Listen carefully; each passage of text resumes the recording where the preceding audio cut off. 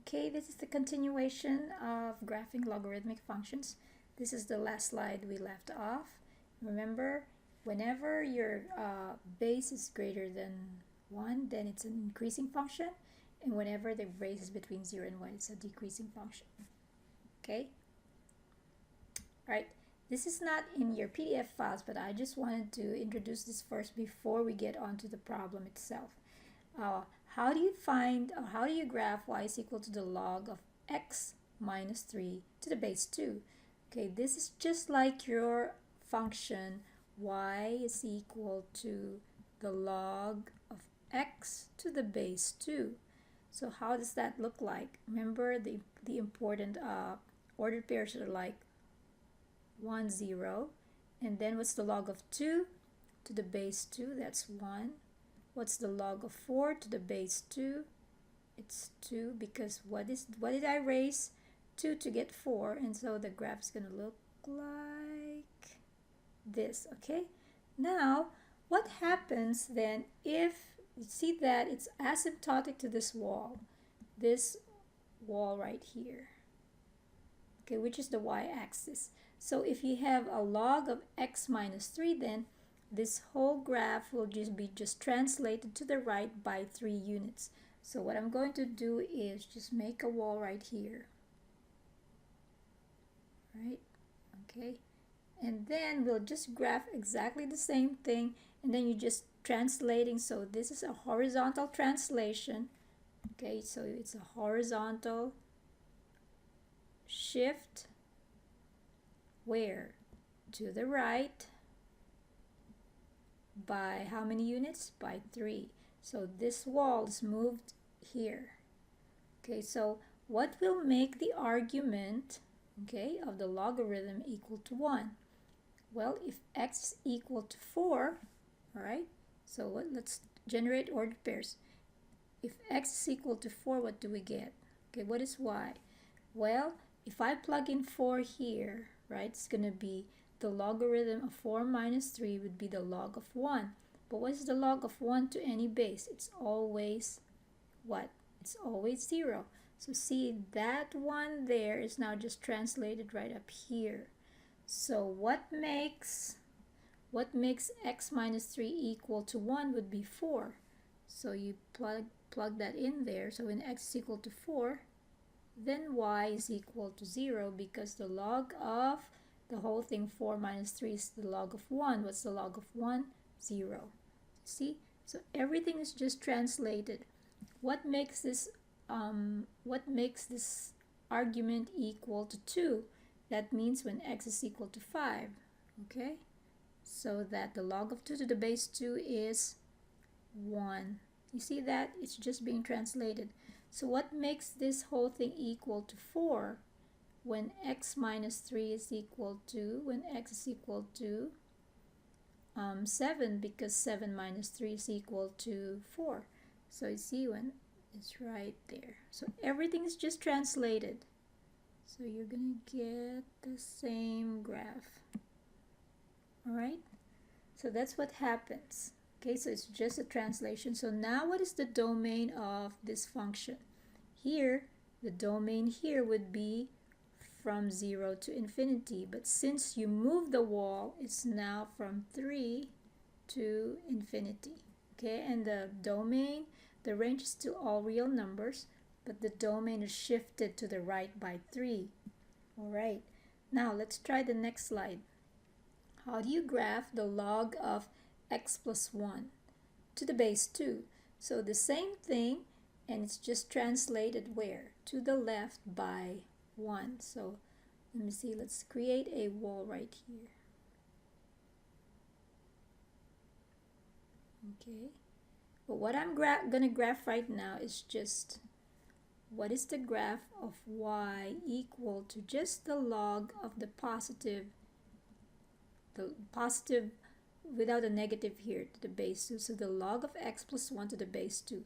So it's just translated again to the left by 1. It's a horizontal shift to the left by 1, because you're going to find out what will make this argument equal to 0 it's at -1. So there's that argument, whatever makes the argument equal to 0, that's where the wall is. So if you let, and then the next thing is what will make this argument equal to 1 when x is 0. So you generate the ordered pair. When x is 0, what's y? So when x is 0, this whole thing would be 1. What's the log of 1? It's always 0, so it passes through the origin. So you have a shift this way, okay? All right, the next ordered pair you're looking for is when x is 1, why? Because you want this to be equal to 2. The next thing you want to be equal to 4. You want to be equal to 8, etc. Any powers of 2. So when x is 1, that becomes 2. 1 plus 1 is 2, so the log of 2 to the base 2 is 1. So there's another ordered pair that you're looking for, okay? Now, what happens if you have a negative in the front? So if you have a negative in the front, everything is just translated. Everything is just becomes negative. So that becomes negative. This becomes negative. So you have that shift right there. Okay, so everything now is shifted. Not shifted, I'm sorry, it's reflected. Okay, so what you've got now would be, take all its negative, but the negative of 0 is 0. Okay, so -1. So you have the same wall. You still have that wall right there, because that's where it's been translated. The wall's been translated to the left. And then instead of being positive, you're reflected it. Instead of increasing, you're going to be, it's being reflected, so it's going to be, let's try one more. What will make the argument equal to 4 when x is equal to 3, right? 1, 2, 3. So when x is equal to 3, let's generate another ordered pair here. Okay, remember, when x is 0, you have the log of 1, 0 plus 1 is 1, so the log of 1 to the base 2 is 0. And then when x is equal to 1, the log of 1 plus 1 is 2. So what is the log of 2 to the base 2? Ask yourself, what did I raise 2 to get 2? It's 1, but you have a negative in front, so it's a -1. So again, what would be the number that will make this equal to 2? Equal to 4 is when x is 3. So that 3 plus 1 is 4. What's the log of 4 to the base 2? It's 2. Take its negative, so it's -2. So you look for that ordered pair, 3 minus 2. And so you have, oops, right there, okay? So the domain is what? The domain is from -1 to infinity. So because of the horizontal shift to the left, the domain is changed. Now I think we're going to be ready to do the one that's in your PDF. Okay, so how do we graph the following?